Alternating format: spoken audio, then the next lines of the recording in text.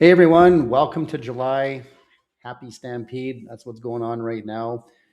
We're going to give you a really good update for not only what happened in the month of June, but I'm also going to go into a little bit of detail on what the chief economist for the Calgary Real Estate Board put out at the end of June to show you what has happened so far and what is most likely to happen the rest of the year in Calgary. So you're going to really want to watch this entire video. There's a lot of data going to happen in this video. I'm going to show you a lot of stuff.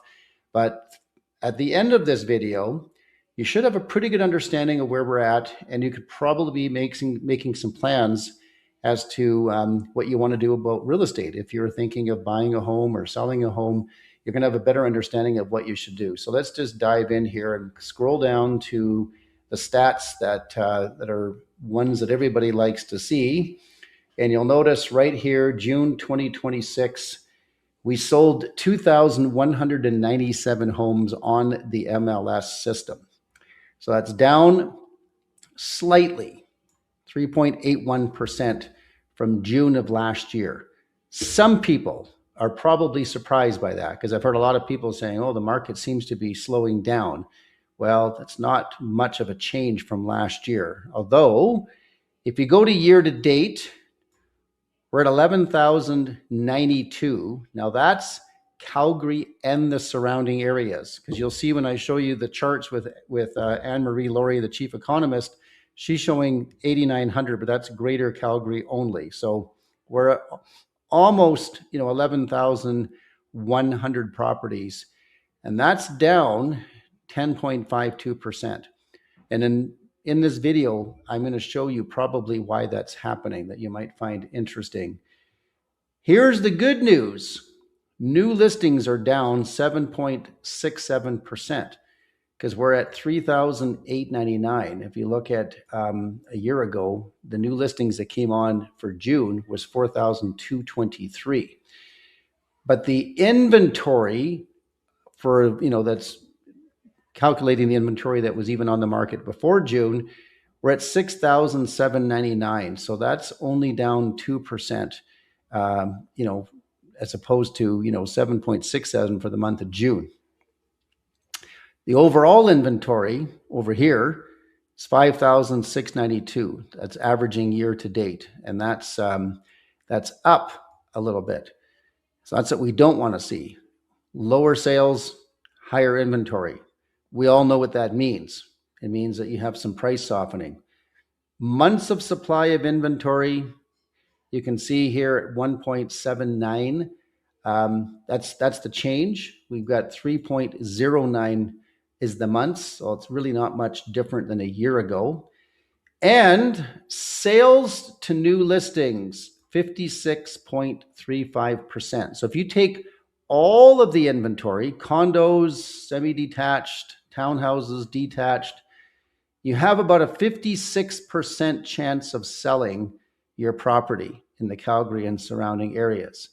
And you might say, well, that's not great, but that actually is not bad at all. But you'll see in a minute that condos are the ones that are not doing as well. But the detached houses are still selling quite well. There seems to be a pretty good demand still for detached houses. And the only people that are not selling in this market are people who are asking too much money or haven't properly prepared their home, or maybe just have poor marketing strategy.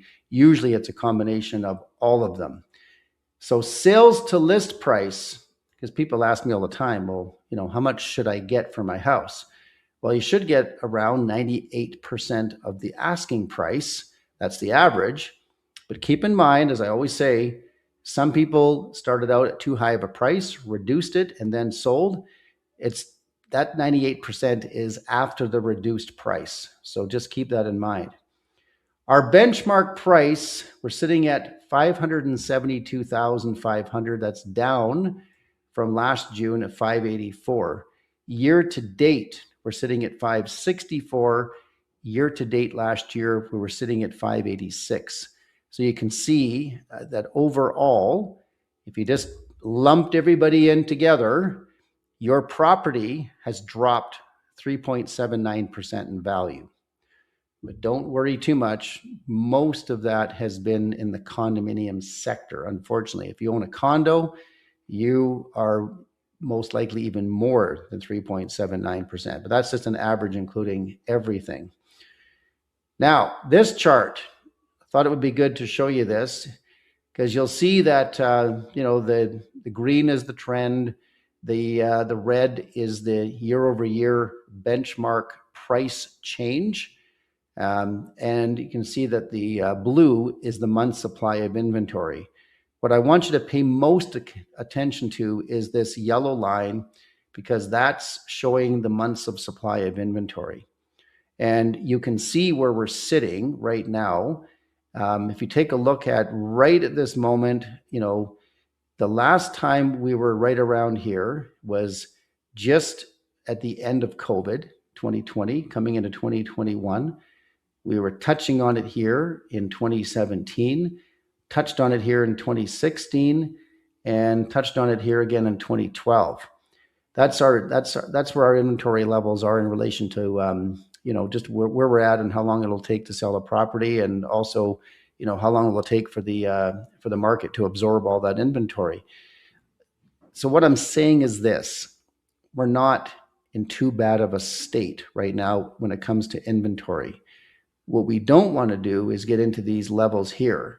And when that was really all the way from 2015 all the way to the end of 2020, we had higher levels of inventory than we needed. And that's why during those years, it was definitely a good buying market, but it wasn't a great selling market. We like balanced markets because balanced markets are healthy for both buyers and sellers. And that's really where we are right now. Other than apartment condominiums, that is clearly not a balanced market right now. That is as a full-blown buyer's market. It's not a seller's market. It's a buyer's market. Now, let's take a look at some of these charts that Anne-Marie Laurie put out for the Calgary Real Estate Board at the end of June. And she likes to take a look at a lot of data. And these are what I would call the fundamentals of real estate. What could affect real estate overall. But before we get into this, I want to make something very clear. And I always make this clear every time I do these videos. Real estate is very, very local. So please, as we look at this, remember that there's always pockets within the market that do well. So I'll give you an example. Even in the month of June, I was involved in a competing offer on a condominium, an apartment condominium. And you're thinking, how is that possible? You have all this inventory and condos are doing terrible and they're down in price. Yes, that's all true. But this particular condo was in a community called Cliff Bungalow. It was a unique condo. It was in a fantastic location. The condition of it was phenomenal. The floor plan was exceptional with some big windows and high ceilings. So it had some features that you just don't see very often. And it came on the market for $475, and my clients bid $500 and we didn't get it. It sold actually for $502. Can you believe that? So here we are in that kind of a market with condominiums dropping in price and inventory not moving, and then you got this condo that sold for over asking. That's a perfect example of what I'm talking about, that when you look at these overall stats, just remember to look at the property that you have. If you own a property, and you're looking at selling it, does it have some really good features? Is it in a neighborhood that maybe doesn't have quite as much supply? You have to look at those features to determine just where the market is for your particular house. If you are in a neighborhood where you're competing with the builder, that's always a little more difficult in this kind of an environment. All right, that being said, inflation, recession, interest rates. Now, these obviously affect the market. The biggest one is going to be interest rates as a given. Keep in mind that the 5-year fixed floats with the bond market. It's still affected by the prime rate, but the prime rate really affects the variable rate the most. And last I heard, you can get about, I think, 4.29 on average for a 5-year fixed. And with a variable right now, you can be sitting at about 3.79, if I'm not mistaken. Now, I'm not a mortgage broker, so just remember those rates can change daily, and that's just what I'm getting from some of the mortgage people that I'm in touch with all the time. Now, overall, that's not a bad interest rate. It just feels high compared to what we were experiencing in COVID, where some people had 1.9 or 2.6%. I don't think we're ever going to see those rates again. But if we can be sitting, around 4%, that's pretty good for the real estate market. And to me, that's probably going to keep it a balanced market. But there's always that risk that inflation could rear its ugly head. And of course, rates can go back up pretty quickly. So right now, though, it's expected that we're going to stay relatively around where we are coming into the rest of the year. Job growth. Now, you'll see here that employment growth year to date, May of 2026, is at 4.2%. Unemployment rate is sitting at 7% of May of 2026. And so the forecast is we're going to have about 0.4% unemployment rate growth. So by the end of the year, they're expecting us to be sitting at about 7.4%. I think we can all agree that number, we'd like to see that slightly lower than what we're seeing, but still for Alberta anyway, or in particular Calgary, that number is not too bad, and that's what's keeping, I think, the real estate market relatively stable. The housing market. Now you'll notice here, you've got looking at employment growth year over year. Calgary is doing pretty good. Edmonton's doing pretty good. Vancouver's not doing very good. Toronto is doing slightly okay.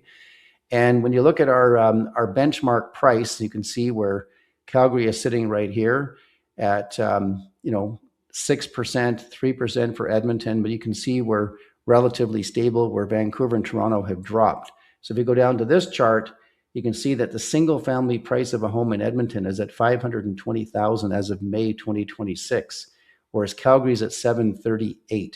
We're down 3%. Edmonton only down 1% year over year. Vancouver down 8%. Wow, it's big. Toronto down 7%. Now, some of you might be thinking, well, what does Vancouver and Toronto have to do anything? Well, Canada's connected, and we're not necessarily going to experience everything that Vancouver and Toronto are experiencing, but we are connected as a country. So when Vancouver and Toronto have a cold, we do feel it to a certain degree, and I think that plays into the minds of people when it comes to their confidence. Like if they look at these stats and see that Toronto's not doing well, it begs the question, is this the right time to be buying a house? So that's what happens with a lot of times when people look at news and they look at these stats in other markets, because generally speaking, for the average person, they have to feel like this is the right time to buy. And the interesting thing about it is when markets are balanced or even when markets are softer, it's always been proven that that's the right time to buy. When markets are softer, it's not always the best time to sell unless you're buying and selling in the same market, and it doesn't really matter. Now, here's our condo prices. Edmonton's down 6% year over year. Calgary's down 9%, and we're feeling it because we have a lot of inventory when it comes to condominiums, and I'm going to show you some more on that. Vancouver, they're -7, so it's hard to believe that Calgary is even worse than Vancouver. And then Toronto's also sitting at -9. So these numbers are just down across the board. The demand for condominiums is still reasonable. It's just that there's so much inventory. I don't know why they built so much, but they built too much, just way too many condos. So far year to date, if you take the Calgary area only, not including surrounding towns, we have done 8,900 sales. That's down 12%. It's expected that we're going to finish the year at 22,300, down only 2%. So Anne-Marie Laurie, the chief economist, she's expecting that the market is going to improve and there's going to be more volume the last half of this year. And she's got reasons for that. I don't know that it came in her report, but I think one of them is maybe when this referendum is over and things settle down, that's going to probably make a difference. I know the tariff talk is not as strong as it was, and Canada becoming the 51st state is not that doesn't seem to be talked about too much anymore. The war in Iran seems to be somehow maybe getting towards the finish line, and these sorts of things that play into people's minds to do a buy or a wait and let these things blow over first before they pull the trigger and buy a property. That's probably going to start to happen, and so I think that I would agree with her that I think we're probably going to see a stronger finish to the year. So right now you can see detached. Year to date, we're down 4%. She figures we're going to finish off at about 1% by the end of the year. Semi-detached, same thing. We're going to finish off about 1.5. Row houses right now, year to date, we're down 16% in volume. She figures that's going to improve. We're going to be down by 2%. And apartment condos, we're down 28%, and that's going to improve to 3.5. So she's just seeing things getting better by the end of the year. Population, now, this is important to pay attention to here. If you take a look at Alberta, 2024, we had 129,977 people move to Alberta from international, new immigrants. Interprovincial, we had almost 38,000 people. Then you go to 2025, and that dropped to 19,138. Interprovincial dropped to 22,216. So this is a significant drop, and we're feeling it. That's why 2024 was a really strong year, because a lot of these people came here and they wanted to buy real estate, especially people coming here from other provinces, people that were coming here from Toronto or Ontario. I mean, they were buying property like crazy. So the demand was really, really strong, and we didn't have enough inventory to support that. Calgary in 2024 brought in 65,000 people, but that dropped all the way to 9,000 people in 2025. And the forecast this year is going to be 8,000 people. So, that's going to be about a 16% drop. And interprovincial, almost 19,000 people came in 2024. Only 11,000 came last year. This year, they're only expecting 6,244. So we're feeling it when it comes to that for population growth. But that being said, we're still highest in all of Canada for attracting new immigrants into Alberta. Alberta expected to lead, but risk is high. And these are just some of the issues, and I touched on them. Oil, war, recession, government policy, business investment, U.S. trade, Venezuela, separation referendum. If any of you have been watching the news, you've been trying to keep up to all of this. I am not an expert when it comes to any of these topics, but I do understand, as I've mentioned, that people tend to, I wouldn't say all people, but a percentage of people tend to sit on their hands when they feel like there's issues going on, and they're asking, would this really affect the markets? Could we see a deep recession? Could we see prices fall? And some people will sit on their hands and wait until that moment that it's confident. But I want to caution anybody who's watching this video, because, we never really know what can happen. And for some reason, I do find the average person tends to believe things can get worse easier than if you also talk to the same person and say, things could turn around and get really good as well.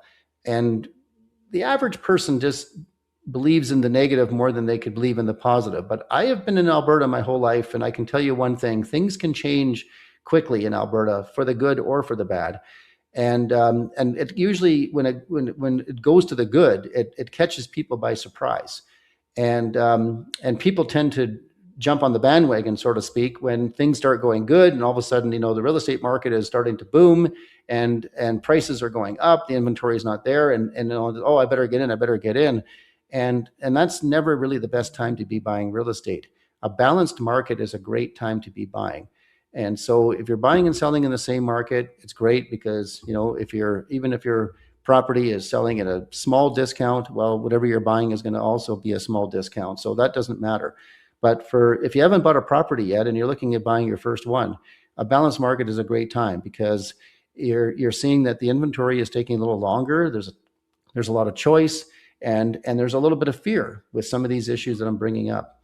So if you really take a look at this chart, you can see Alberta still, to give you a little bit of comfort in the midst of all these issues, we are positioned better than most province in Canada to weather the storm. And when these issues eventually get solved, and they always do, then of course there's new issues that pop up, and we don't have a clue what those will be. But when these issues tend to die down and the confidence comes back, I have a sneaky suspicious feeling you're going to see things turn around. And I think that this may just be the calm before the storm. We could see a stronger 2027 than a lot of people might think. But right now, you'll see by this chart, we have a lot of apartment and townhome unsold inventory, both in new construction as well as in the resale market. So if you're looking in this market, there's definitely a lot of opportunity. But I also want to caution you, if you're looking at going brand new, you really should talk to a professional that's working strictly for you. Use a real estate agent to help you that has experience in new home sales. The builder, even though, hey, they're all trying to build a good product and they're all trying to have a good reputation, but at the end of the day, they're not going to point out all of the negative things about this transaction. When you go and meet with the builder, they talk about everything is roses and rainbows, and it's not. Take it from me. I've helped people build a lot of houses. It's a very, very long journey with building, and builders are looking to make profit. And they're not that concerned about resale ability. They're not going to highlight all the pitfalls that can go along the way. And so having someone be in your corner and pointing all these things out can be very helpful. That being said, there's opportunity with some of this new construction because some of these builders at this moment are having trouble moving some inventory, and they're dropping their prices and they're offering some incentives. So overall, there's some opportunities here. So I'll leave you with this thought. The bottom line is there is, to me, a very good opportunity between now and the end of the year to pick up a property in and around Calgary, a good property, and not have to pay what I would call to be the full retail price that you would have paid 2 years ago. And so you can take your time. There's no rush. Most properties aren't selling like real quick, but be aware. Something comes on the market right now that is a really good property at a competitive price. I'm still seeing some of these properties sell for competing offers, and some of them selling within a day or two. So that's why the best thing to do is, oftentimes people say to me, well, I'm in no rush, maybe we'll buy in a month, maybe it's 3 months, maybe it's 6 months. My experience has been the best deals usually come up at the worst time. When you're, maybe it's not the ideal time for you to pull the trigger, it's usually the best time that they come up. Keep that in mind. Hope this has been helpful.